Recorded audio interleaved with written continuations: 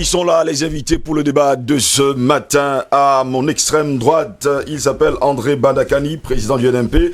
Il est également notre invité ce matin. Bonjour et bienvenue à vous. Bonjour Jocelyn Gross, bonjour aux techniciens de DBS, bonjour à mes co-panélistes. C'est toujours un plaisir de participer à ce festin matinal, festin intellectuel qui permet d'échanger mutuellement et de faire avancer la cause de l'humanité, de notre continent et de notre pays. Merci beaucoup en tout cas d'être là ce matin. À ma droite, justement, Dr Yam Timba Dominique, bonjour et bienvenue à vous. Bonjour M. Ngoz, merci de me recevoir encore une fois. Très heureux de vous avoir également ce matin. À ma gauche, Albert Anatole Aïssi, bonjour et bienvenue à vous. Bonjour Steve, je salue mes copanélistes, ceux qui sont là présentés, et celui que vous aurez le plaisir de présenter tout à l'heure aux téléspectateurs. Je salue particulièrement tous ceux-là qui nous regardent dans le cadre de cette tribune sur le continent africain et au-delà certainement. Mon coup de gueule ce matin, j'espère que je vais rendre un service au président Badakani. Mon coup de gueule, il s'adresse aux équipes de la prévention routière. Alors, quels sont les documents que les équipes de prévention routière doivent exiger aux usagers de la route, surtout quand lorsqu'ils ne sont pas assistés, n'est-ce pas, des forces de maintien de l'ordre, c'est-à-dire les policiers et les gendarmes. D'un, ils doivent vous présenter leur ordre de mission ou leur ordre de service, parce qu'il faut que vous soyez certains qu'ils ne sont pas là de manière frauduleuse. Lorsque vous avez vérifié cela, il faut justement qu'ils doivent vous demander tous les kits de sécurité, c'est-à-dire les 2 triangles, la boîte à pharmacie, l'extincteur et bien évidemment, éventuellement l'impôt libératoire, la carte grise et surtout la visite technique. Ils n'ont pas le droit de vous demander vos pièces personnelles. Il n'y a qu'un homme en tenue qui doit vous exiger vos pièces personnelles. Malheureusement, il y en a qui commettent des abus et très souvent à cause de l'ignorance de nos compatriotes qui ne lisent pas les textes. Justement, ils arrivent à demander les pièces personnelles. Allez savoir justement pourquoi est-ce qu'un individu civil demande les pièces personnelles à un usager de la route. À votre gauche, justement, Albert Anatole ici, Eric Pépin Bikaï, bonjour et bienvenue à vous. Bonjour à l'ensemble de mes copanélistes, bonjour à nos milliers de téléspectateurs qui bravent leurs occupations quotidiennes pour nous écouter. Mais également, j'adresse un bonjour particulier aux populations des ECA, plus particulièrement au premier magistrat de la ville, M. Tchok Sylvain, puisque tout à l'heure nous allons parler d'un sujet qui traitera forcément de nos enfants de l'autre côté. C'est un jeune garçon qui est parti du Maryland pour pouvoir briguer le poste de conseiller municipal à la mairie des ECA et il a été élu maire de la ville et il tente comme il peut de restructurer la ville des ECA pour qu'elle sorte de ce passé colonial et de cette ville martyre pour devenir véritablement une ville moderne. Donc beaucoup de courage à lui et beaucoup de courage également aux populations pour qu'ils comprennent le bien fondé d'avoir une ville des ECA bien structurée. Je pense qu'il est maire du PCRN, c'est ça? Bien évidemment, pratiquement, on a la constatation nationale. Donc je suis sympathisant. Sympathisant, on vous comprend parfaitement. Chacun va là où il y a ses intérêts. Messieurs, 65 milliards de dollars US, c'est le montant, il faut le dire comme ça, des fonds selon un rapport de l'African Institute of Remittances, AIR, un montant largement au-dessus de l'aide publique au développement que les pays avancés accordent d'ailleurs au continent africain et qui met en exergue le rôle fondamental de la diaspora africaine dans le développement du continent noir. Même si, comme révèle d'ailleurs la revue Érudit, dans l'analyse des processus de développement, la variable, et surtout, il faut le dire comme ça, a un caractère un peu à gauche, ça il faut le préciser également, et surtout un peu paradoxal, parce que depuis les indépendances, en effet, les pays africains, il faut le préciser également, connaissent à des degrés divers l'immigration de leurs ressortissants vers l'Europe et surtout vers l'Amérique du Nord. Et pendant la décennie 1960-1970, l'immigration des ressortissants africains était surtout perçue comme nuisible au développement de l'Afrique. Mais plus tard, cette perception va évoluer pour faire place à une considération nouvelle et surtout positive. Mais il y a également une autre diaspora africaine qui fait parler d'elle, mais cette fois-ci en mal, non pas en bien. Celle qui a choisi en fait le plan de devenir les exilés politiques et qui passent la majeure partie du temps sur les réseaux sociaux, si ce n'est pas en agressant physiquement les diplomates, les membres de familles présidentielles, ministérielles ou encore des, il faut le dire comme ça, des présentateurs de télévision ou alors saccager carrément et totalement les ambassades. Pendant que plusieurs travaillent pour le développement du continent, une minorité détruit l'image de l'Afrique à l'extérieur. Voilà la diaspora, messieurs, que nous avons, même s'il y a des chiffres positifs, on parle de 65 milliards de dollars US chaque année que rapporte d'ailleurs la diaspora africaine. Je me tourne vers Dr Yam Timba, votre réaction. Je pense que le problème de la diaspora, s'il faut commencer par ce qui peut être problématique, c'est peut-être la perception que nous en avons à partir du continent. Oui. Je crois qu'on associe un peu trop la diaspora à l'argent. J'ai pas le sentiment que cette diaspora est extraordinairement riche. Et je pense que l'associer tout le temps au transfert d'argent n'est pas vraiment ce qui préoccupe le plus les populations camerounaises ou africaines. Parce que lorsque vous parlez de la diaspora dans nos villes et dans nos villages, la première chose à laquelle les gens font référence, ce n'est pas à l'argent, ce n'est pas au transfert d'argent. C'est une perception qui est liée en fait aux pays dans lesquels ils résident, qui y voient, qu'on le veuille ou pas, une sortie. Ce sont des ressources qui sont renvoyées ailleurs, dans un ailleurs que la plupart du temps, ces gens-là, eux, ils ne connaissent pas bien. Et je crois qu'au niveau local, les gens ont d'autres préoccupations des préoccupations prioritaires par rapport à la diaspora. Aujourd'hui, quand vous regardez la diaspora, la première question que les gens se posent, quel est son statut juridique? Dans beaucoup de pays, la diaspora, il n'y a pas de double nationalité, par exemple, ou il n'y a pas de multinationalité. Beaucoup de diasporas ont tendance à revendiquer la double nationalité ou la multinationalité, mais oublient très souvent ce qui tourne autour. Et beaucoup de peuples, dans beaucoup de pays également, les locaux, soit rejettent systématiquement cette double nationalité sans se poser s'il y avait des avantages ou pas, ou alors acceptent promptement cette double nationalité sans se demander quels en sont les inconvénients. La chose la plus difficile est de savoir au fond quelle est la perception que les gens ont du lien qui les lie à leur pays d'origine ou au pays d'origine de leurs parents. Parce que la question de la double nationalité, par exemple, pose la question c'est pas une question individuelle, c'est-à-dire que les individus ont une double nationalité ou pas. C'est une question de convention entre les pays, mais qui vont poser des questions beaucoup plus complexes, comme celle par exemple de la double fiscalité. Parce que ce qui fait de vous un citoyen, ce qui vous donne la nationalité d'un pays, ce n'est pas le fait que vous vous appeliez Yamb qui fait de vous un Camerounais. C'est le fait que vous payez vos impôts à l'État du Cameroun. Parce que ce qui définit stricto sensu et in fine la citoyenneté, la nationalité, c'est le fait de la contribution aux charges publiques. Parce que les gens ont tendance à croire qu'il suffit d'être né quelque part, alors non. C'est la contribution aux charges publiques qui vous définit comme étant, en dernier ressort, membre de cette collectivité.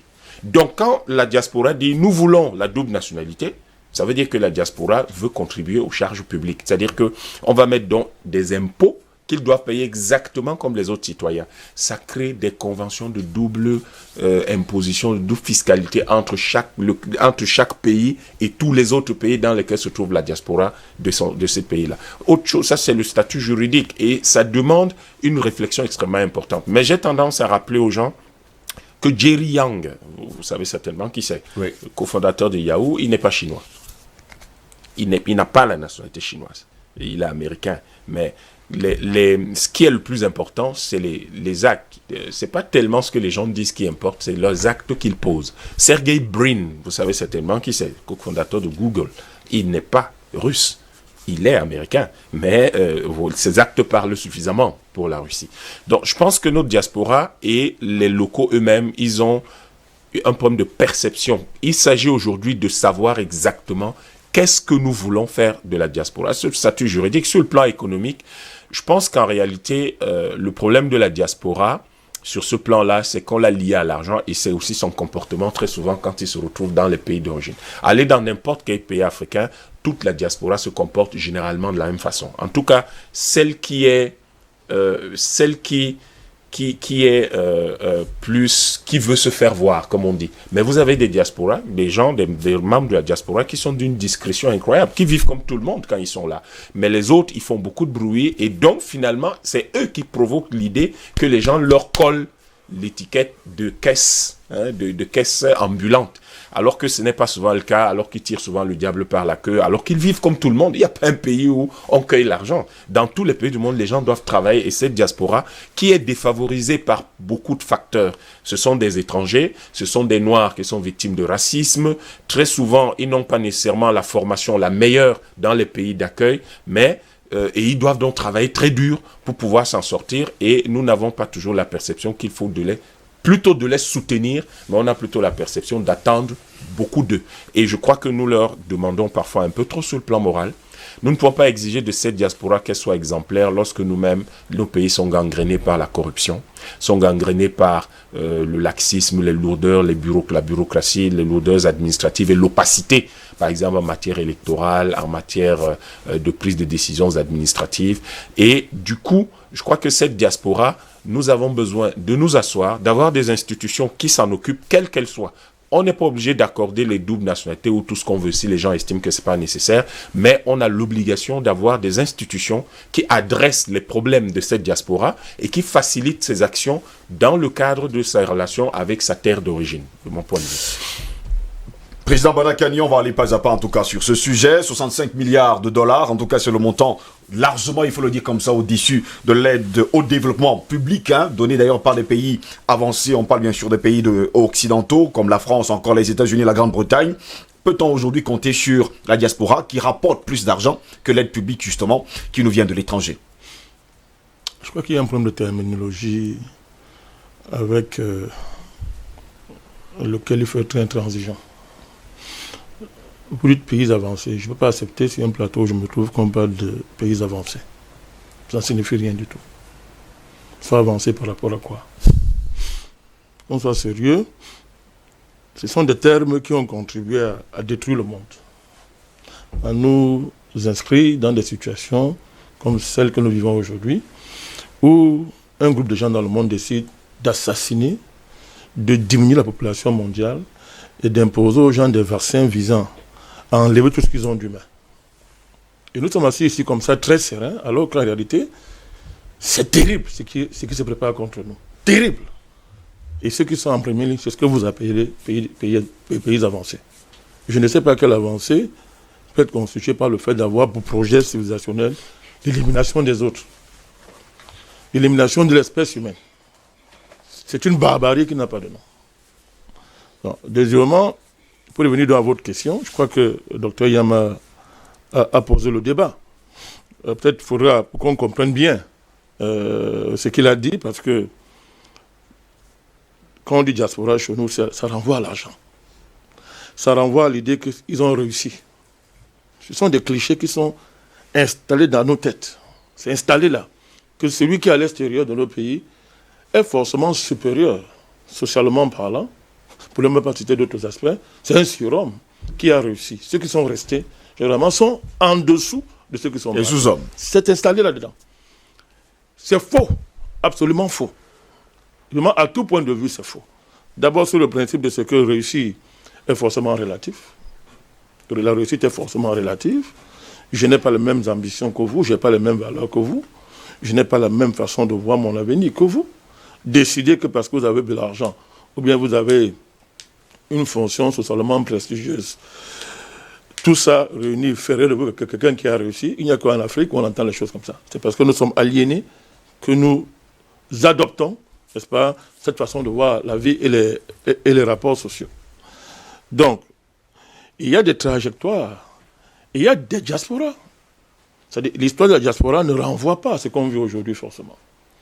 La diaspora, ça peut être des gens qui sont allés à l'extérieur pour fuir la persécution. On peut voir dans le récit biblique la diaspora juive. Il y a la diaspora, par exemple, le pays du musicien qui vient d'Aznavour, on appelle les Arméniens. Il y a la diaspora il y a beaucoup de diaspora dans le monde. Il y a la diaspora qui va chercher le savoir, dans un contexte précis. Si on voit nos diaspora post-indépendance, après l'indépendance, les premières diasporas, c'était des gens qui allaient donner la main-d'œuvre aux pays occidentaux, qui venaient de sortir de la guerre. Ils avaient un besoin extraordinaire de main-d'œuvre.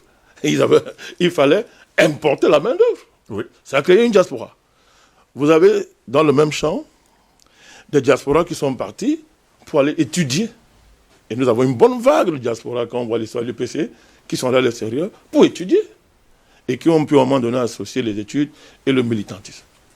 Mais vous avez depuis les années 90, donc disons depuis la crise économique, et si on couple à ça les mouvements de revendication démocratique, entre guillemets, vous avez une diaspora qui est une diaspora d'exilés économiques. Et pour lesquels l'additif d'exilés politiques n'est qu'un masque.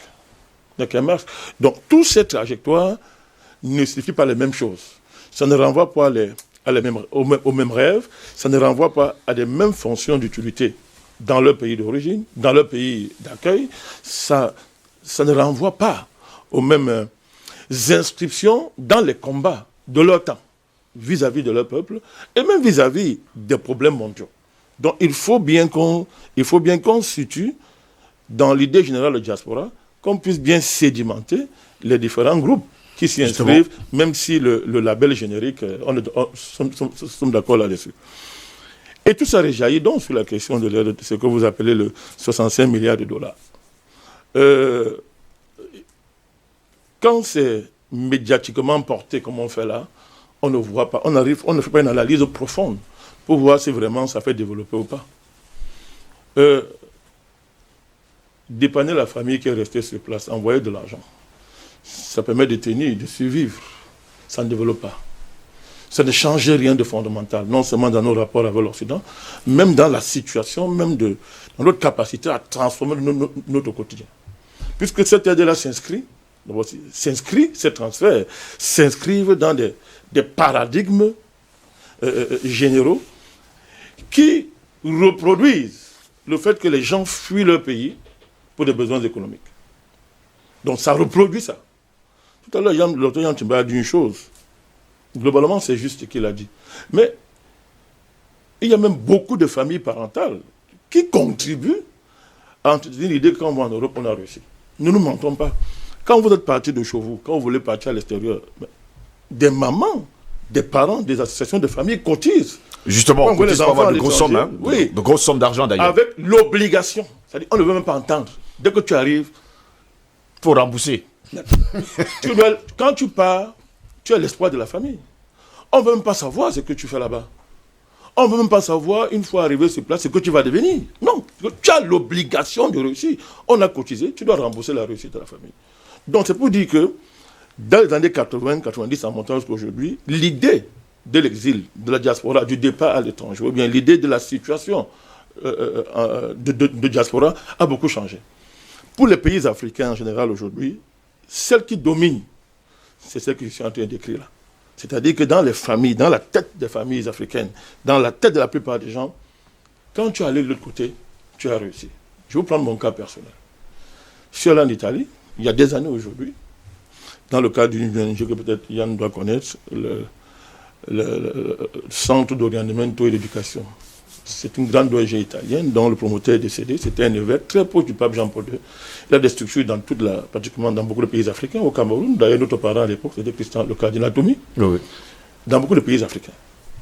Alors, je constate que j'arrive que c'est une mafia pas possible. Pour ne pas tout dire, par respect pour l'institution catholique, peut-être il y a les catholiques ici. Donc, je décide, conformément à mon tempérament, de dire niet et de rentrer. Vous ne pouvez pas savoir ce que j'ai subi quand je suis rentré. Quand j'y pensais même froid, vous ne pouvez pas savoir ce que j'ai subi de la part de ma famille, de la part de tout l'entourage dans le quartier. J'ai été rejeté. C'est plus tard, eu égard des échos qui revenaient de ce que subissait et de ce qui était devenu, ce qui était resté dans cette dynamique-là, que j'ai subi un début de réhabilitation. C'était terrible. Donc vous imaginez, ce n'est pas une affaire à prendre dans les jeux, vous imaginez dans quoi nous trouvons. Donc, c'est bien les transferts, personne ne va nier l'importance des transferts pour la survie, pour tenir. Mais tenir dans quoi? Pas pour le développement en tout cas, comme vous l'avez bien si bien dit. Pas pour le développement. Oui. Alors, le docteur Yama a soulevé la question de la double nationalité. Oui. D'abord, moi j'ai un principe. Je ne comprends pas comment quelqu'un peut avoir deux pays. Ça me trouble encore, mais je comprends pas, on peut m'expliquer, de manière fondamentale. Oui, bien sûr, nous connaissons tout ce qui se passe. Nous connaissons la situation dans laquelle beaucoup de nos frères se trouvent. Mais je pense que c'est lié de manière fondamentale à la faiblesse de nos pays. Vous ne verrez jamais un Américain décider de prendre la nationalité Française. Non, même française déjà, c'est compliqué. C'est le contexte que se produit. C'est-à-dire, il est très rare de voir les habitants des pays occidentaux venir chez nous et dire qu'ils prennent la nationalité. C'est-à-dire, cette rage, cette bagarre d'acquérir à tout prix cette double nationalité se fait d'une manière univoque. Et il y a un problème. Parce qu'on va dire, ok, non, ces pays-là, entre guillemets, sont développés. Mais ça pose un problème fondamental. Qu'est-ce que nous avons développé nos pays? C'est un défi c'est le défi de tous. Or, généralement, lorsque nos frères arrivent à l'étranger, ils oublient, d'ailleurs ils n'ont pas le temps, au regard de la situation qu'ils vivent, la pression économique, la pression politique, la pression psychologique qui est terrible sur eux, ils n'ont pas le temps de se soucier des défis géopolitiques qui engagent leur pays. Et du coup, ils sont généralement récupérés dans la dynamique géopolitique pour déstabiliser leur pays. La France est champion dans ces choses-là. Les États-Unis sont champions dans ces choses-là. Là, d'utiliser diaspora, on a vu ça avec Castro, on a vu ça avec beaucoup de pays. On voit ça aujourd'hui avec ce qu'on fait avec le Venezuela. Voilà le scandale qui est devant la table du monde entier. On fait semblant de ne pas voir. On fait semblant de ne pas savoir. Avec deux Américains qui ont été arrêtés dans l'invasion, justement. Il y a même plus grave, c'est qu'un président, un pays se lève et met la tête d'un président après. C'est quoi? Vous appelez ça pays développé? Des sauvageons comme ça. Ils se lèvent le matin, ils mettent la tête d'un président après.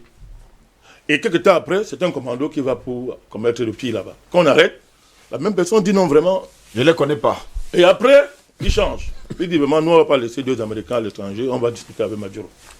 Donc, il y a quand même des comportements. Or, généralement, quand on a des projets géopolitiques contre un pays, il faut utiliser sa diaspora contre le pays. C'est aussi vieux que le monde. Mais généralement, ceux qui se laissent instrumentaliser, généralement, souvent n'ont pas le choix au regard de leurs conditions dans le pays d'accueil.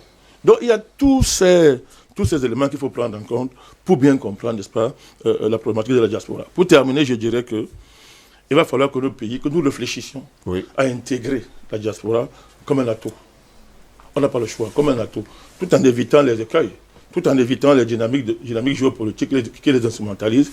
Nos pays n'ont pas d'autre choix que de réfléchir profondément comment faire pour transformer ce qui peut être désavantageux dans certains aspects en une opportunité pour aider nos pays à se relever. Albert Anatola, ici, vous avez bien suivi le président Badakani. Jusqu'à preuve de compte, on a l'impression souvent que cette diaspora qui est utilisée justement par l'Occident pour déstabiliser les pays africains, ce sont ceux-là même qui vivent économiquement parlant dans une désuétude, on ne peut pas dire une pauvreté extrême, qui choisissent justement de venir déstabiliser leur pays en déclarant haut et fort que leur pays n'ont rien fait pour eux. Oui, disons que en tant que journaliste, j'ai été maintes fois sollicité pour faire des dos de papier. Vous ne voulez pas dire plus? Non, pour faire des dos de papier. Pour justement justifier que M. Yam était un exilé politique au Canada. M. Yam était un exilé politique en France. Non, vous ne parlez pas non, je pense que M. Yam est Camerounais. Et je suis au Cameroun. Il est au Cameroun. Il n'a jamais bougé. Il est la bagarre. Et peut-être c'est un autre Yam. Non, c'était un exemple. Mais ce n'est pas un mauvais exemple. Vous allez comprendre le pourquoi tout à l'heure. Et très souvent, avec des propositions indécentes à la clé. C'est-à-dire, et il y a des journalistes qui le font. C'est-à-dire, quelqu'un, il part du Cameroun pour des raisons alimentaires ou économiques. Il passe par le désert ou bien par la mer. Et quand il arrive, il doit pouvoir justifier son statut. De ce côté-là, il faut absolument justifier justement, apporter les arguments pertinent par rapport au statut qu'il voudrait, qu'il a été sollicité, c'est-à-dire d'exilé politique. Il faut donc, pour cela, avoir le papier, comme ils disent, avec les photos, tout ce que vous pouvez imaginer. Donc, ça, c'est le premier volet de la question de diaspora, parce qu'il faut quand même savoir qui est diaspora, parce qu'il ne faut pas confondre ceux qui vont pour les raisons alimentaires et qui glissent dans ce genre d'attitude qui essaient de décrire ici, avec ceux qui sont partis pour des raisons scolaires, universitaires, tout ce que vous voulez, académiques. Et sans oublier académiques, ceux qui font dans la recherche d'ailleurs. Tout à fait. Et le fonctionnariat international. tout à fait. Donc il faut donc justement éviter de faire justement cette confusion-là.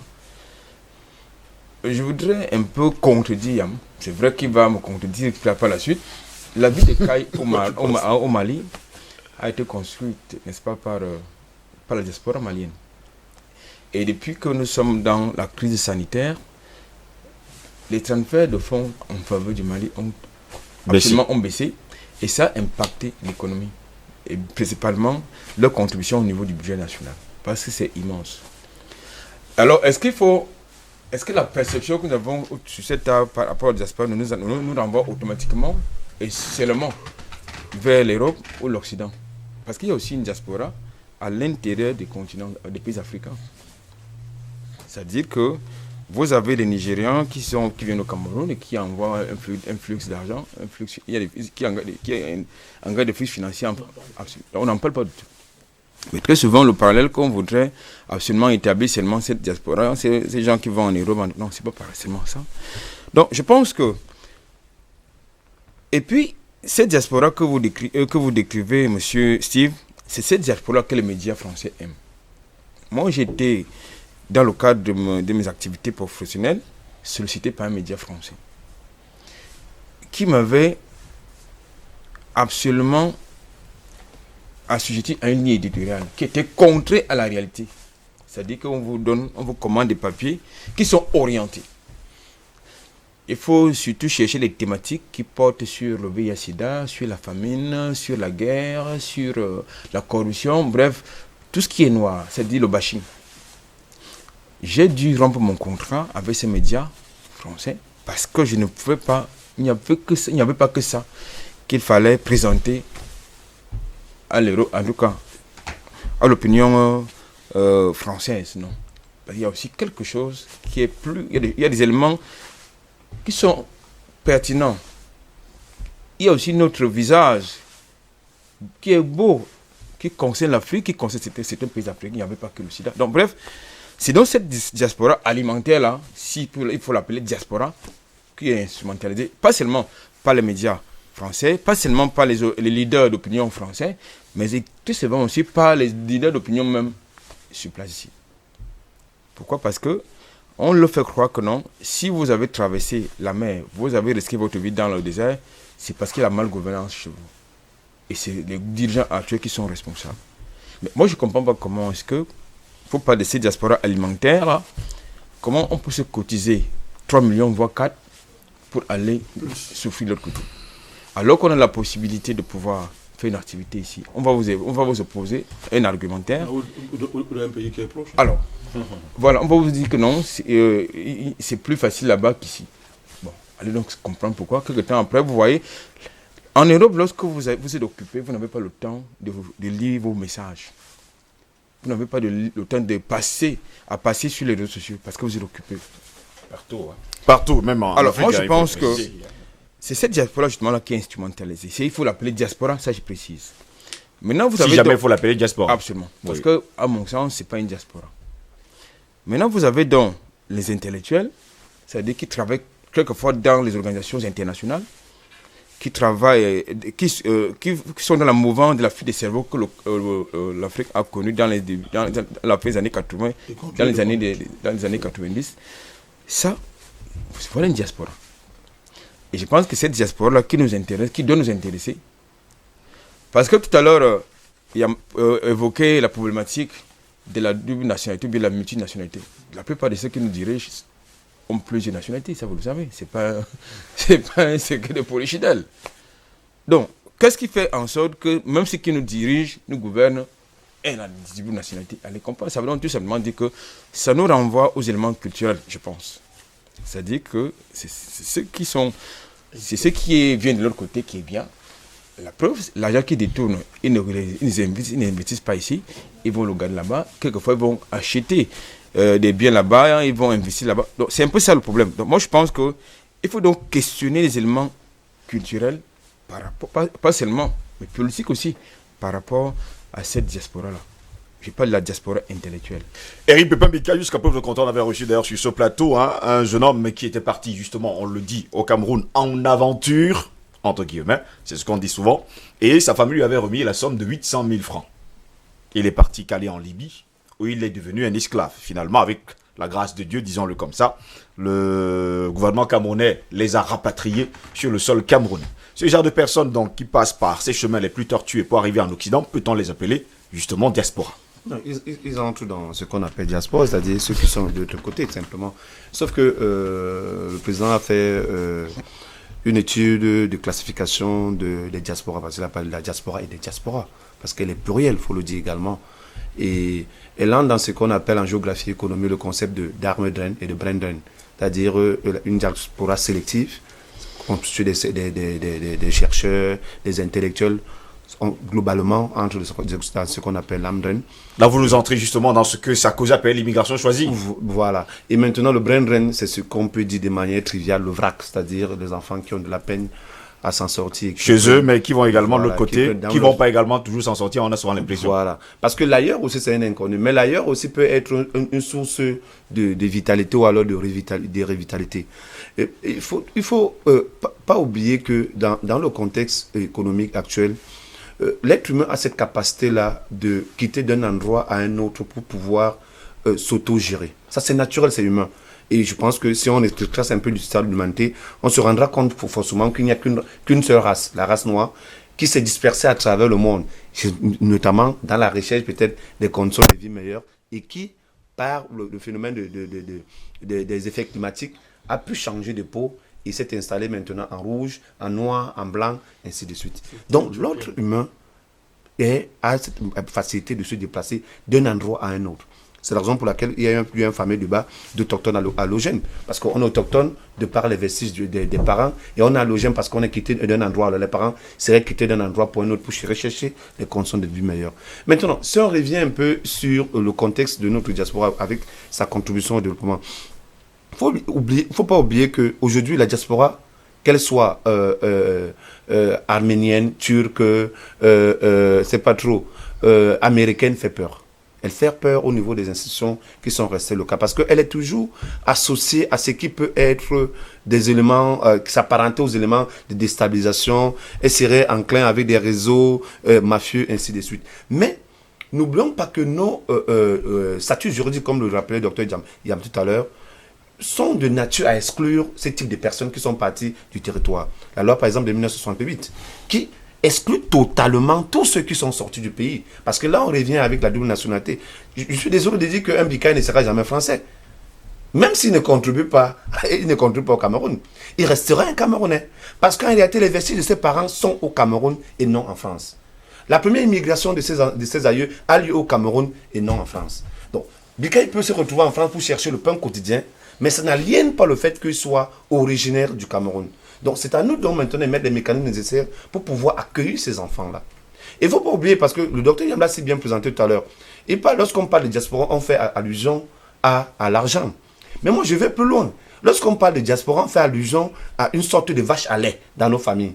Quand on a un malheur, on a une joie, prioritairement, on pense à nos frères qui sont de l'autre côté. Quand ils nous envoient 1500 €, ça fait 1 million aussi. On reçoit peut-être 500 personnes avec 1 million. Mais en même temps, c'est qu'on ne les intègre pas toujours dans la prise de décision du fonctionnement de la famille. Ils n'interviennent que lorsqu'il faut renflouer les caisses de l'État. Ou alors les caisses de la famille pour gérer les situations... Précision, les caisses de la famille, pas de l'État. Non, je me suis repris. Pour gérer les situations ponctuelles. Mais la même chose peut être vécue au niveau de l'État. Parce qu'aujourd'hui, la diaspora, pour parler du Cameroun, contribue à hauteur de 400 à 500 milliards de francs CFA. C'est pas petit. Justement, c'est que ça ne développe pas, mais ça aide à préserver les vies. Ça aide à sauver les vies. Ça aide à construire les vies. Parce qu'aujourd'hui, quand vous voyez l'extension urbaine de la ville de Douala, elle s'est faite entre 2006 et aujourd'hui. La plupart de cette extension urbaine repose sur les transferts d'argent. Il ne faut pas qu'on se le leurre.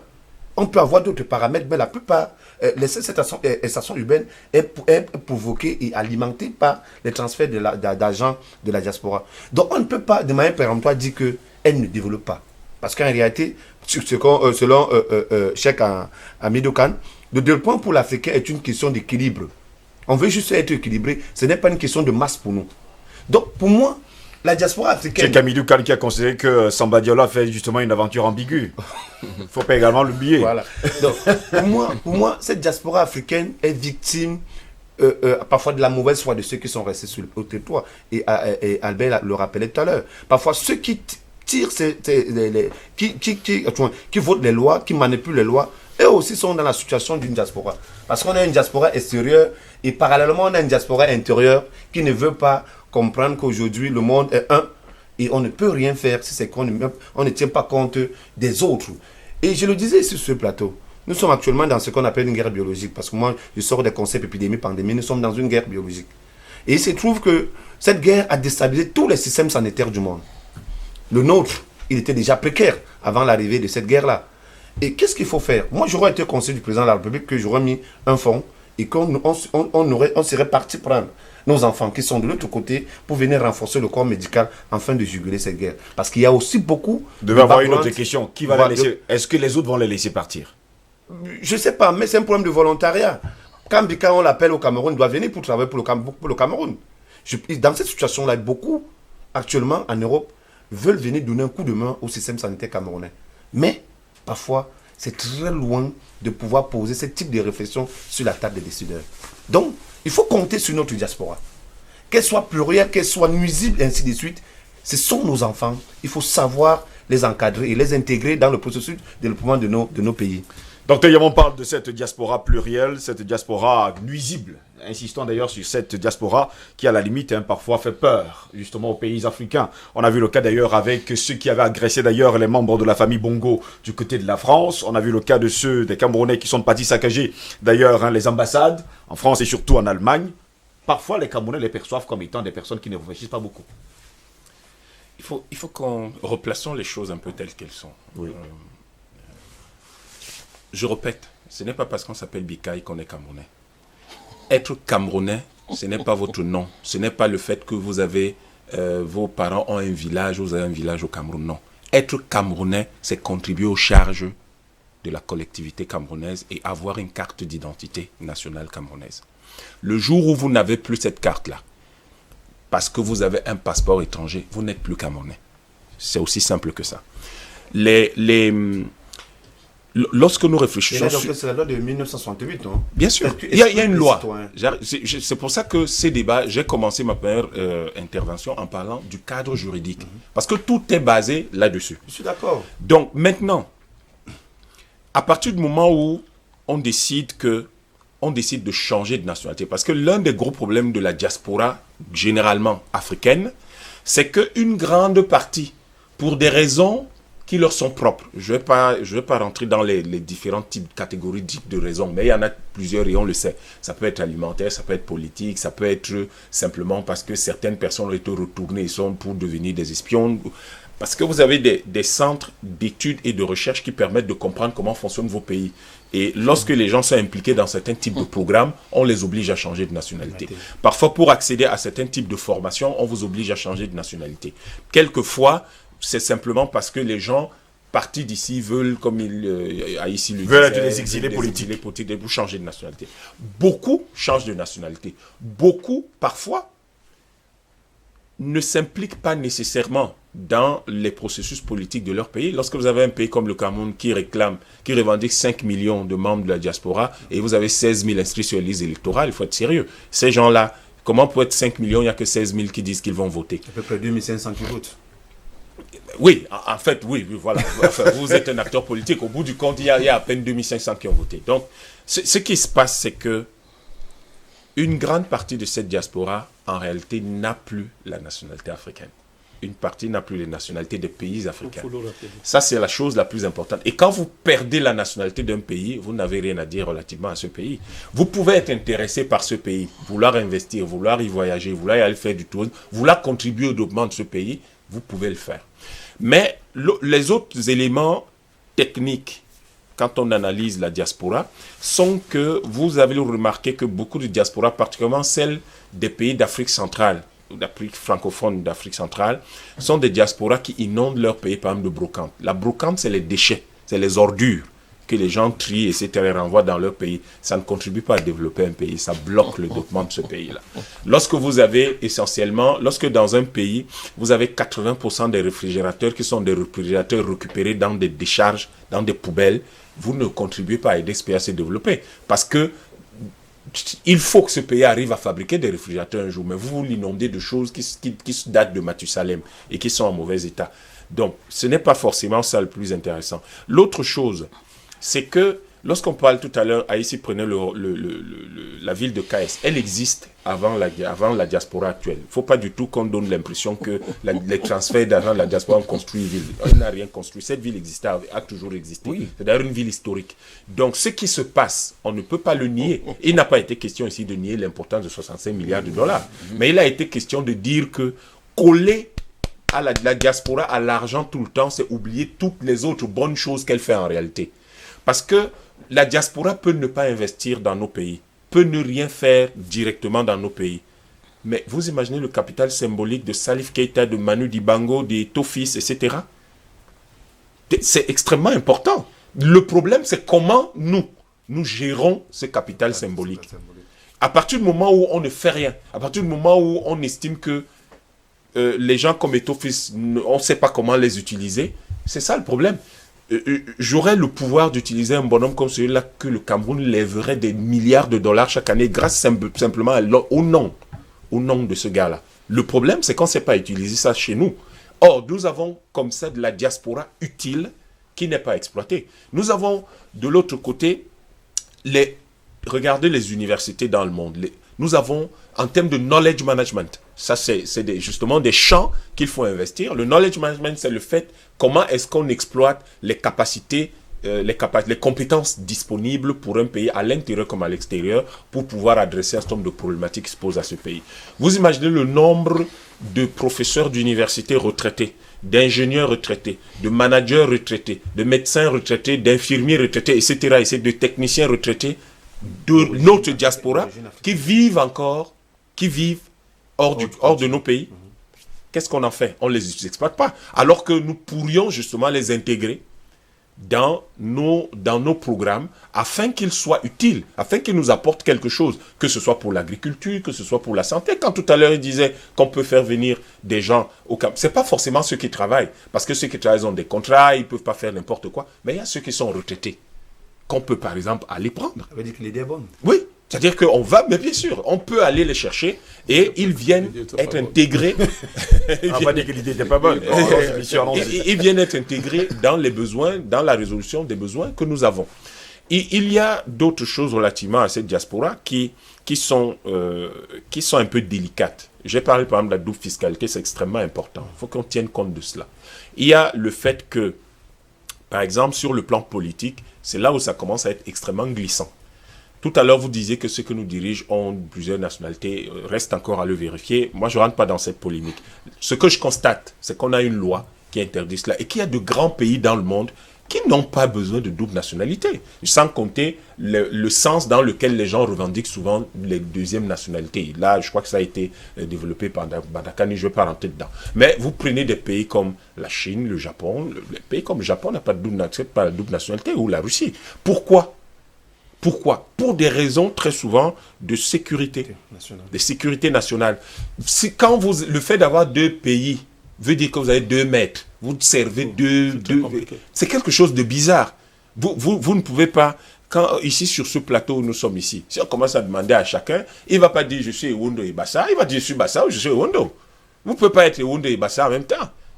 Et donc, il y a un gros problème là-dedans. Encore que vous n'avez pas les mêmes enjeux ni les mêmes interpellations quand vous êtes Ewondo et Bassa, si vous le dites, vous le voyez, mais que d'être américain et camerounais. C'est pour ça que une grande partie de notre diaspora, en fait, est utilisée, même pas de façon brutale. Hein. C'est-à-dire qu'on vous demande simplement des études à mener sur vos pays, on vous demande des petits comptes rendus, et vous ne vous en rendez pas compte, mais vous donnez des informations cruciales, sensibles sur votre pays à votre deuxième patrie.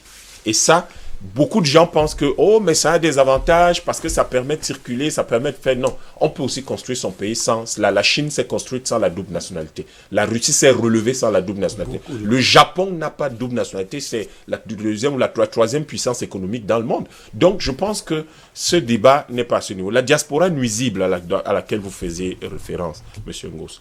Mais ce genre de diaspora naît du fait que vous avez une formation qui n'est pas aboutie. Vous avez des gens qui sont systématiquement dans la confusion entre critiquer les dirigeants de leur pays et critiquer leur pays. Paul Biya n'est pas le Cameroun. Le gouvernement du Cameroun n'est pas le Cameroun. Il faut faire attention à ça. Le Cameroun est votre patrie. Paul Biya n'est pas votre patrie. Et vous ne pouvez pas confondre votre patrie et Paul Biya. Vous ne pouvez pas confondre votre gouvernement et Paul Biya. Vous devez critiquer votre gouvernement et vous savez que nous le faisons de façon dure sur ces plateaux de télévision ou sur les réseaux sociaux. Mais critiquer ne veut pas dire être impoli, ne veut pas dire s'attaquer à l'intimité d'une première dame. Ça veut dire que vous n'avez pas de maman, ça veut dire que vous n'avez pas de sœur, ça veut dire que vous n'avez pas de femme. Mais vous manquez, c'est pour ça que j'appelais une éducation qui n'est pas aboutie. Vous ne pouvez pas vous permettre ce genre de choses, sous le prétexte que vous confondez le gouvernement, le président de la République et la patrie. Vous ne pouvez pas confondre ces choses-là. Si vous les confondez, vous avez une éducation qui n'est pas aboutie. Je ne parle pas de votre instruction, je ne parle pas des diplômes des gens, je parle de l'éducation de base. Chez nous, vous savez que la pire des insultes, c'est insulter l'intimité de la mère de quelqu'un. Mais on a vu les gens étaler ce genre de choses parlant de la première dame. Vous n'êtes pas obligé d'aimer la première dame. De toute façon, elle ne vous connaît même pas. Vous n'êtes pas obligé de l'aimer, mais vous n'avez pas le droit moral, du point de vue de nos valeurs d'Africains, de parler de son intimité. C'est d'ailleurs, et pire, c'est la femme de quelqu'un qui est peut-être votre père ou votre grand-père. C'est encore pire, de notre point de vue. Mais si vous voulez, vous critiquez vertement le président sur la gestion du pays. Ça, c'est quelque chose de pertinent, ça, c'est quelque chose d'objectif. Et donc, cette diaspora qui confond tout, va penser par exemple qu'il faut aller casser des ambassades. Cette diaspora qui confond tout va penser par exemple que parce que quelqu'un a dit que c'est lui qui a été élu, qui est le président élu, alors vous avez le droit de le soutenir sous toutes les formes parce qu'il l'a dit. Qui a prouvé que c'est lui qui était élu? Qui l'a prouvé? Parce qu'il faut pas du tout... moi, je vais vous dire une chose. Tout le monde sait que mon point de vue officiel est qu'il est anormal de rester au pouvoir au-delà d'une certaine limite. Je ne considère pas cela parce que par un effet purement physique, c'est un effet mécanique, plus vous restez au pouvoir, plus ça crée de la nielle, plus vous allez même, c'est-à-dire que involontairement créer autour de vous du clientélisme, du népotisme et alimenter la corruption. C'est un effet, c'est un phénomène qui a été étudié en sciences politiques depuis des siècles. Donc, ça n'a rien de nouveau. Du coup, mais ça ne veut pas dire que tout le monde doit se lever et dire qu'il a été élu par le pays. Même si vous critiquez les institutions qui peuvent être mauvais, on sait très bien que je suis d'accord que le code électoral, par exemple, chez nous, doit être revu. Mais ce n'est pas une raison pour que tout le monde se lève et dise qu'il est élu. Et ça, lorsque ça aboutit à casser une ambassade, c'est dangereux parce que vous ne voyez peut-être pas les... Tout à l'heure, Badakani parlait des enjeux globaux et des enjeux géopolitiques. Une ambassade d'un pays A dans un pays B signifie que dans ce pays B, il y a un territoire qui appartient au pays A. Donc vous vous attaquez à cette ambassade-là, vous venez de déclarer en droit international, c'est une déclaration de guerre. Donc, c'est pour ça que les gens qui cassent les ambassades, si, de deux choses l'une, si vous avez la nationalité du pays dans lequel vous vivez ou une nationalité autre que celle du Cameroun, oui, le pays dont vous avez la nationalité vient de déclarer la guerre au Cameroun. C'est une déclaration de guerre officielle, ouverte, que le monde entier voit. Si vous avez la nationalité camerounaise et vous attaquez une ambassade du Cameroun, ça s'appelle du terrorisme selon notre loi. Dans les deux cas, vous êtes passible d'une peine capitale.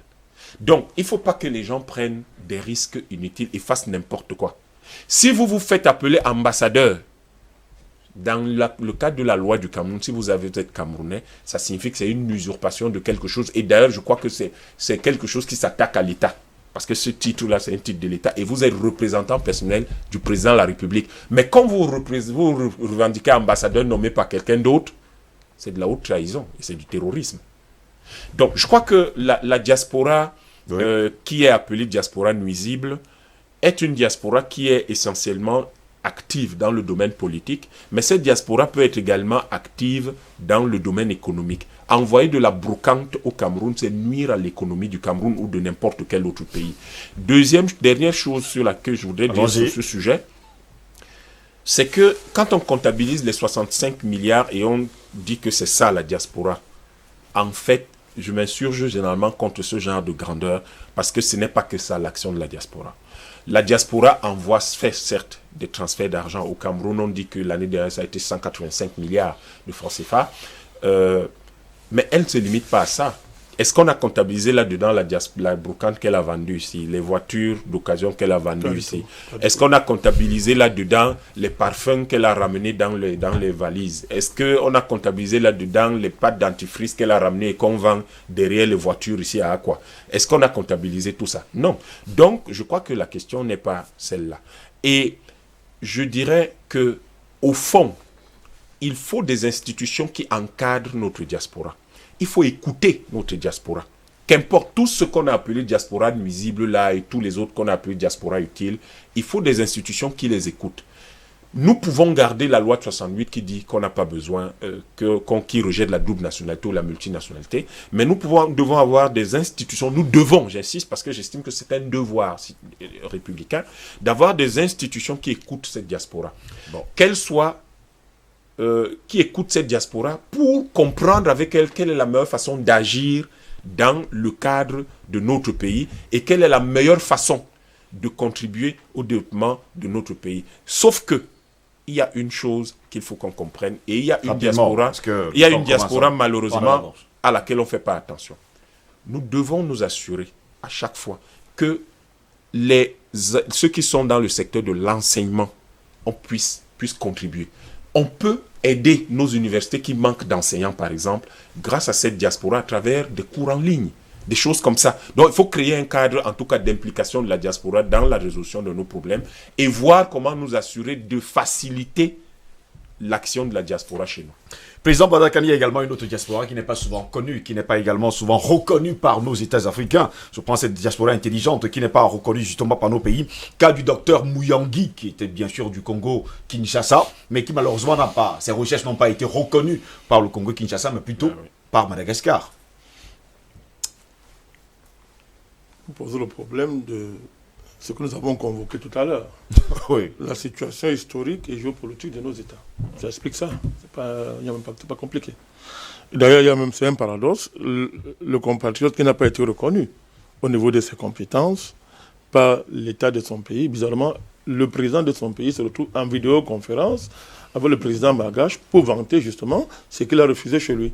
Donc, il y a des contradictions comme ça. Bon, on ne va pas y revenir parce que ce n'est que l'expression de la situation historique et géopolitique de nos pays. Il y a des trivialités sur lesquelles, à un moment donné, on se fatigue d'y revenir constamment. Nos États, on connaît, ne sont pas encore des États. Ce sont des néocolonies. C'est-à-dire, ça dure des millénaires bientôt. Ça va bientôt faire plus de 1000 ans. Je pense que plus de 1000 ans que ça dure. Hein. Ce n'est pas aujourd'hui. Il y a plus de 1000 ans que nos pays n'ont pas d'existence historique au sens géopolitique et politique du mot.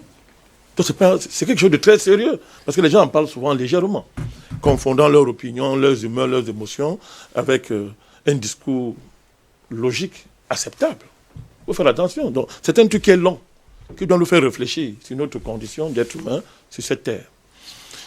Tout à l'heure, je ne vais pas revenir, docteur Yama a tranché ce débat. J'ai dit tranché de façon péremptoire, parce que les arguments qu'il a convoqués devraient s'imposer. Les transferts ne développent pas un pays. Il ne faut pas faire des rêveries inutiles. On ne développe pas, on l'a démontré. Les transferts permettent de survivre, que les gens mangent, de soigner quelqu'un. Ça ne développe pas. Quand on parle de développer, ça n'a rien à voir avec la vie végétative. Les animaux mangent tous les jours, ils satisfont des besoins primaires, les animaux le font. L'être humain, ce qui le distingue, c'est qu'il ne s'arrête pas là. Quand il a mangé, il a bu, il s'est soigné, et il développe son intelligence, le génie, l'esprit, les choses intellectuelles. C'est ça. C'est à ce niveau qu'on parle de développement. C'est-à-dire, vous commencez à transformer votre environnement, vous projetez au-delà des besoins primaires. Et vous faites des choses extraordinaires. comme ce que nous fait envier tant les Occidentaux, au point d'oublier que tout ça vient de chez nous. Donc c'est de cela qu'il s'agit. Il n'en est pas question ici. D'ailleurs, s'il faut analyser de manière fondamentale ces agrégats, cette chiffrologie qu'on nous balance là maintenant, 65 milliards de dollars, il faut que les gens sachent pourquoi on a mis ça sur la table. C'est qu'à un moment donné, ils ont étudié comment est-ce qu'ils peuvent capitaliser ça. C'est-à-dire les sociétés de transport ont dit, mais il faut qu'on pensionne tout ça. Donc on a fait des études pour voir exactement quel est le flux d'argent que vous envoyez chez vous, comment est-ce qu'on va capter ça. Les sociétés de transfert, mais allez voir le nombre d'argent qu'ils prélèvent sur le transfert que vous envoyez ici. Allez étudier. C'est pour ça qu'on a balancé cette affaire. Et les gens ont commencé à croire que la diaspora peut développer le pays. C'est faux, c'est absolument faux. C'est un effort national, c'est un État qui opère sa mutation, qui prend en charge la question du développement de son pays. Il n'y a pas d'autre magie. Penser autrement, c'est vraiment se tromper. Deuxièmement, ne prêtons pas à la diaspora ce qu'elle ne veut pas faire. Quand quelqu'un envoie l'argent au pays, est-ce que vous avez dit qu'il veut développer le pays? Non, il veut aider sa mère qui a un problème. Il va aider son frère qui veut régler un problème sur place. Ce n'est pas pour développer. C'est-à-dire quand le gars dit « je transfère l'argent », c'est devant que bon, on a fait une demande à partir de la famille sur place. Écoute, maman est malade, papa a tel problème. Le gars dit « ok, d'accord, je vais dégager, n'est-ce pas, une part de mon revenu pour envoyer chez vous ». Dans sa tête, il n'y a pas de développement. Vous ne développez pas s'il n'y a pas une pensée pour développer. Développer, c'est dire que vous avez construit un logiciel pour réaliser un projet qui va au-delà de vous et qui peut transformer votre environnement. Là, on parle de développement. Mais dans le transfert, vous avez vu un gars s'asseoir, dire que bon, pas le transfert, je veux faire un projet de développement. Non, il répond à un besoin. Il veut satisfaire à un besoin. Des maisons ici. C'est pas ça développer un pays, construire une maison. C'est là où vous vous trompez beaucoup. Mais vous voulez quand même Vous trompez. Non, mon cher Bika, vous êtes intelligent, on se comprend. Tout à l'heure, je vous ai entendu parler d'expansion urbaine et mettre ça au profit d'une diaspora. Mais non, attention. Construire des maisons, ce n'est pas développer un pays. D'ailleurs, actuellement dans le monde, le boom infrastructurel est questionné par des chercheurs. Dedans, il n'y a même plus de développement. Vous voyez des pays où on fait 3 ponts, 4 ponts. Ce n'est pas parce qu'on veut développer. C'est parce qu'on veut blanchir de l'argent. Il y a beaucoup d'argent dans le monde qui circule dans les fonds souverains. On ne sait pas quoi en faire. Et on invente même des projets là où il n'y a pas. On rase des écosystèmes utiles pour construire du béton. Il faut faire attention. Donc, construire une maison, ce n'est pas qu'on a développé un pays. On a peut-être arrangé son confort personnel. Et encore, il faut même voir quel type de maison. Vous faites des maisons, vous n'utilisez aucun matériel local digne de ce nom. Vous avez construit une maison. Donc, ne leur prêtons pas des idées qu'ils n'ont même pas eux-mêmes. Ils n'ont même pas eux-mêmes. Il y a, parlant de ces transferts, pourquoi on ne ferait pas une étude, mon cher Bikaï? Tu as dit de très bonnes choses, hein, ce n'est pas un acharnement, je te précise. Donc, c'est-à-dire... C'est un débat, il faut qu'il soit... Non, oui, d'accord, non, c'est-à-dire, voilà. Donc, voilà, parlant de transferts, qui a fait une étude pour savoir le nombre d'argent qui circule dans la diaspora intra-africaine? Moi, je regarde les Maliens qui sont ici chez nous. Étudiez les Maliens. Dans votre quartier, ça ne demande pas quelque chose de scientifiquement compliqué. Regardez combien de Maliens, dans le cadre d'un métier de blanchisseur simplement, regardez sur 5-10 ans, combien de Maliens vont utiliser la même blanchisserie artisanale, là, que vous voyez chez vous pour laver vos habits. Au bout de 10 ans, combien ont circulé là? Et allez voir ce qu'ils ont investi dans leur pays. Allez voir, qui étudie ça? Moi, j'ai vu des exemples. Moi, j'ai dans mon quartier un Nigérien qu'on appelle Kamga. Kamga m'a vu grandir. Son travail, c'est seulement cafétéria. Ça veut dire que pour savoir faire du café, une jeune fille te prend là, en 2 heures, elle t'apprend comment faire une molette, comment faire du bon de spaghetti, des choses comme ça. Le gars, c'est ce qu'il sait faire. Depuis que j'ai grandi là, Kamga est là. Kamga est à 5 maisons au Niger. Vous venez chez moi, je l'amène chez vous. Kamga. Aujourd'hui, il est devenu un caïd dans l'affaire où maintenant il s'assoit seulement, les gens viennent se recycler là, il est assis, il ne travaille même plus. Il a 5 maisons. Mais qui calcule ces choses-là? Qui calcule? Ça parce que Western Union et toute cette bande de prestataires financiers, pour rester poli, bon, il ne faut pas que je sois un peu plus sauvage, c'est-à-dire, pour rester poli, les gars décident que bon, on va capter la manne, s'intéressent dessus, mais le juge, peut-être, je vais même faire une erreur en parlant de ça, peut-être ils vont commencer à regarder comme ça, ils vont fondre dessus pour commencer à prélever. Donc, faisons attention. J'ai salué le fait qu'Haïti ait convoqué cela, parce qu'on méprise ça. Vous pouvez imaginer ce que la diaspora nigériane, qui est là au camp Yabas depuis combien d'années, allez voir en termes de transfert ce que ces gens ont envoyé chez eux. Qui étudie ça? Et ça ne passe pas par les banques classiques. Mais ça pour faire quoi? Ça ne passe pas par les banques classiques. Qui capte ça? Donc vous voyez qu'il y a un phénomène objectif d'aliénation qui nous amène à faire des erreurs. Et souvent même à nous battre pour rien. Il y a quelqu'un a parlé des éléments culturels et historiques, c'est très important. C'est Dieu qui a convoqué ça, c'est très important. Le facteur culturel pèse beaucoup. C'est-à-dire depuis plus de 1000 ans, nous avons perdu notre capacité d'initiative historique et nous avons tendance à répéter, à reprendre en notre compte facilement tout ce qui vient de là-bas. Or, il est démontré depuis la nuit des temps que ce qui vient de là-bas est rarement bon. C'est démontré. Rarement bon, du moins pour ce qui nous concerne. Mais nous avons cette tendance-là et on ne réfléchit pas. Donc aujourd'hui, avec ce qu'on est en train de vivre, je pense qu'il y aura un choc. Et là, je rebondis sur ce que vous avez dit, la diaspora va rentrer. Parce que là, maintenant, il faudra savoir, est-ce qu'on va être vacciné ou pas? C'est ça. Donc, il y a même là une opportunité que les États doivent saisir. Bon, je ne rêve pas beaucoup concernant nos États, mais on parle pour parler aussi. Donc, il y a une opportunité à choisir. Parce que voilà, je vous parle d'un projet depuis. Et vous savez, tout à l'heure, tu as parlé de guerre biologique. Non, c'est un génocide universel. C'est-à-dire, Bill Gates, il y a des détraqués mentaux dans le monde, les Bill Gates, les Macron, tous ces gens-là, qui ont décidé de nous vacciner. J'ai lisé un document ce matin, je l'ai ici. Macron est clair, je l'ai là. C'est clair, mais c'est effroyable de voir que des gens décident d'exterminer la population mondiale et de nous mettre un vaccin qui fera tout de nous, sauf des êtres humains. Alors le débat est, combien de nos frères de l'étranger vont accepter ça? Ceux qui ne vont pas l'accepter, il faut qu'on les tende les bras, que venez au pays. Et ça peut nous coûter moins cher. Parce que quand c'est normal, opérer des transferts de ressources humaines, c'est compliqué, parce qu'il y a le niveau de vie, le way of life qui pèse. Mais quand tu es menacé d'être zombifié par un vaccin, tu rentres à la maison. Bon, mais on se comprend. Donc c'est une opportunité. Mais là encore, vous voyez, comme nos États sont dans le complot, c'est-à-dire malgré eux, vous avez dit un truc, c'est-à-dire que nos dirigeants, la plupart, leur agence, c'est à l'étranger. Non, c'est lui qui a dit ça. Mais tu penses que tu as parlé aussi un peu de ça. Leur agence, c'est à l'étranger. Leurs enfants, c'est à l'étranger. Donc, leur être est là-bas. Ce sont des vampires au centre objectif. C'est-à-dire que les gens qui peuvent se dupliquer. C'est-à-dire qu'ils ont une partie d'eux ici, l'autre partie est là-bas. La palme la plus importante est là-bas. Et du coup, quand il y a les dynamiques comme ça, l'Occident, c'est qu'on vous tient par là. Donc maintenant, les dirigeants africains vont être obligés de faire un sursaut, malgré eux. Parce que leurs enfants pourraient être vaccinés là-bas. Leur argent va être vacciné. Parce qu'on va dire, monsieur, pourquoi tu prends l'argent là, ici, là, rentre dans le programme. Ce sont des défis qui traduisent justement le fait qu'on ne peut pas s'aliéner à une culture qui ne connaît pas la valeur de la vie. Mais tout ce qu'on fait dans la vie, tout ce qu'on fait là, c'est pourquoi si c'est pas pour valoriser la vie. Mais ils ne connaissent pas ça. Hein. Ils connaissent l'argent, ils connaissent la violence, et ils connaissent la mort. C'est ce qu'ils savent faire. Donc, pour revenir sur la question de l'instrumentalisation géopolitique de la diaspora, prenons le fait récent. Je ne vais pas revenir tout ce que Yam a si bien souligné, avec d'ailleurs beaucoup de pertinence. L'ambassadeur de France, lorsqu'il est venu faire son cinéma, là, il dit qu'il donne 7 milliards au Cameroun. Vraiment. Je ne vais pas revenir sur le caractère burlesque d'une telle déclaration. C'est un jeu d'écriture. Il ne donne rien. Il dit, quand il est face à Ibrahim Chérif, on lui pose la question concernant la base. Il dit, c'est une association reconnue en France. Écoutez, c'est ce qu'il dit, lui-même.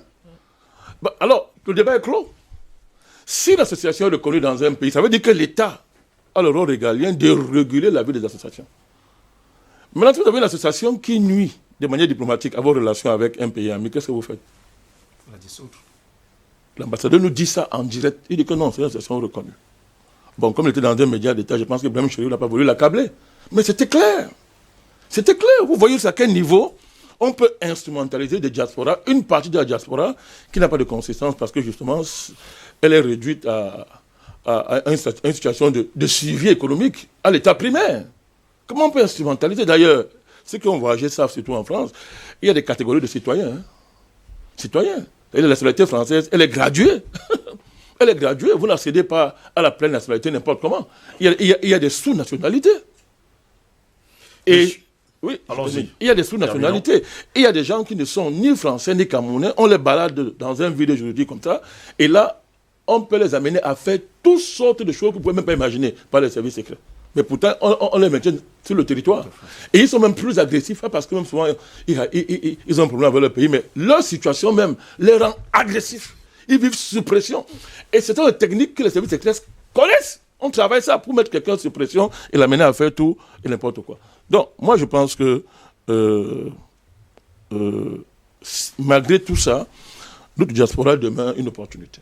Globalement, c'est une opportunité. C'est une opportunité, et une fois de plus, comme nous l'avons dit sur ce plateau, il faut que nos dirigeants fassent preuve d'imagination pour les intégrer, quitte à moduler la jouissance de la citoyenneté. On peut la moduler. Lorsque quelqu'un a une double nationalité, on peut lui interdire des postes politiques. Et c'est normal. Parce que vous voulez aspirer à des fonctions politiques d'un certain niveau, vous devez choisir votre nationalité. Même des carrières. Comme des carrières. Donc on peut moduler. Voilà, on peut moduler de manière à ce que le pays profite globalement. Albert, maintenant ici, nous sortons déjà de ce débat. Votre mot de fin rapidement. Mais écoutez, je voudrais dire à Yam que les règles sont faites pour être violées. Oui, absolument. Même les lois sont faites pour être violées. Non, je te fais loi. Parce que... Non, tu vas franchir le pas, là. Non, je suis en train d'y arriver. La preuve, nous avons connu des situations dans ce pays où quelqu'un est accusé de détournement des deniers publics. Et lorsqu'il est fait face à la rigueur judiciaire, on brandit sa nationalité française, on l'estime des mains de la justice.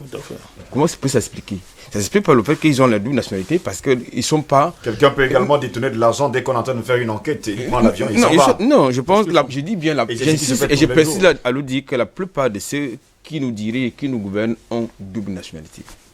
Il y en a même qui ont triple nationalité. Ça, c'est aussi vrai que ça. Donc, et ils sont en train de violer, justement, là. Ils sont en train de violer les règles. Il a seulement dit qu'il n'a pas... J'ai simplement dit que... Bon, maintenant, à la loi. Maintenant, je pense que au niveau du Cameroun, puisque c'est le Cameroun que je connais mieux, il y a un certain nombre de choses qui sont en train d'être mises en place pour permettre à la diaspora de contribuer, n'est-ce pas, à la Constitution nationale. Nous osons croire que cette plateforme qui a été mise en place après le grand dialogue national, ces réflexions vont se poursuivre parce que nous avons l'habitude, n'est-ce pas, d'avoir des textes, quelques temps après, ça disparaît dans les tiroirs. Donc, je crois également que de plus en plus, il faut qu'on implique la diaspora, mais sauf qu'il y a un problème quand même, il faut qu'on règle les problèmes de double nationalité. Parce que vous ne pouvez pas avoir quelqu'un, comme Yam le disait tantôt, qui est à la fois étonné, et bah ça ne s'explique pas. Ça ne peut même pas se faire. Non, c'est une ambiguïté. Donc, je pense que leur contribution est essentielle et nous avons d'ailleurs certains membres de la diaspora qui justement s'investissent même, notamment au niveau de ce plan sanitaire, au niveau de la médecine, parce que moi je connais un médecin qui a exercé en Belgique, je crois, non en Suisse. Il est arrivé au Cameroun, il a construit un hôpital à Koulouninga et qu'il a ressuscité à la mairie, à la collectivité. Donc je pense qu'il y a des gens comme ça qui posent les actes de développement et je crois qu'ils sont intéressants pour le Cameroun. Et Pépin Pika, votre mot de fin, on sort de ce débat déjà parce que là j'ai encore deux invités. Sur le fait que le développement, comme disait le président tout à l'heure, est d'abord une affaire individuelle. J'ai lu un excellent travail de Dr Yamp sur la rénovation, non, la restructuration du Carrefour de Côté. C'était un travail individuel et avec mon regard de géographe, il y avait des éléments qui me permettaient d'auto-évaluer ce travail-là, il était de qualité. C'est une affaire individuelle qu'on met à la disposition de la communauté. J'imagine dans son petit cerveau, il a tous les chiffres permettant de rendre le Carrefour de Côte fluide. C'est son apport pour développer un espace qui est communautaire, à la limite, qui est africain. C'est ça le développement. C'est-à-dire que chacun vient avec sa petite pierre, mais dans le respect de la... Et c'est ce que nos frères de la diaspora essayent de faire. Combien sont venus... On voulait construire des hôpitaux au Cameroun. Bon, on ne les a pas reconnus, c'est justement les a pas reconnus. Combien on voulu développer l'industrie touristique ici sans succès. Donc, c'est ce que je suis d'accord avec... Celui-même qui a apporté, il faut le dire comme ça, hein, l'apport du SAMU, il a été écarté carrément de la situation. Je suis d'accord avec ça, parce qu'en réalité, le problème, c'est quoi? C'est qu'on a des gros paresseux qui sont à l'intérieur du territoire et qui leur ont de temps en temps, ceux qui ont une substance grise plus ou moins assez affûtée, dès qu'ils sont au courant d'un projet, on l'écarte, ils s'en approprient, et dès qu'il a le financement, ils s'autoprogramment comme étant celui-là qui a conçu. Et là, il faut le combattre. Il faut le combattre. Il faut comprendre aujourd'hui, et je reste sur sa chute, il y a une diaspora, qu'elle soit nuisible ou utile, il faut écouter cette diaspora. Tout comme il faut écouter ceux qui ont accepté rester au pays pour développer. Donc c'est ça. Le développement, c'est une affaire de tous. Ce n'est pas une affaire de Bamleke, des Bassins, des Eka. Des Eka, par exemple. Il est rentré du Marla aux États-Unis et il s'est investi à Ezeka. Et aujourd'hui, il est en train de faire des choses plus ou moins bien. On espère qu'il va pouvoir arriver à rendre la ville beaucoup plus lisible, visible et agréable. Comme ce fut le cas, hein. Voilà. Il y a encore dans le temps. Il faudrait que on comprenne que aujourd'hui, le développement d'un pays repose sur les enfants d'un pays. qu'ils aient la triple nationalité, la binationalité, et il y a toujours de l'espace à l'intérieur d'une chambre d'une mère pour ses enfants. Mais il y a un danger à avoir une triple nationalité. Il y aura toujours une cuillère à l'intérieur d'un plat qui est posé sur la table pour tous les enfants. Il faut qu'on le comprenne. Il n'y a pas de guerre à croire que non. Parce que celui-là est sorti du Maryland. Celui-ci est Africanta Douala. Non. On fait une joint venture. On mélange ce savoir-là pour faire en sorte que notre peuple soit grand. On a besoin de nos enfants. Messieurs, je vous dis merci d'avoir été des nôtres ce matin pour ce débat. Dr Yam, merci d'avoir été des nôtres ce matin. C'est moi qui vous remercie. Ce fut intéressant. Je vous ai écouté. Président Badakani, je vous dis également merci d'avoir été là ce matin. Albert Anatola ici, merci également. Eric Pépin Bikaï, vous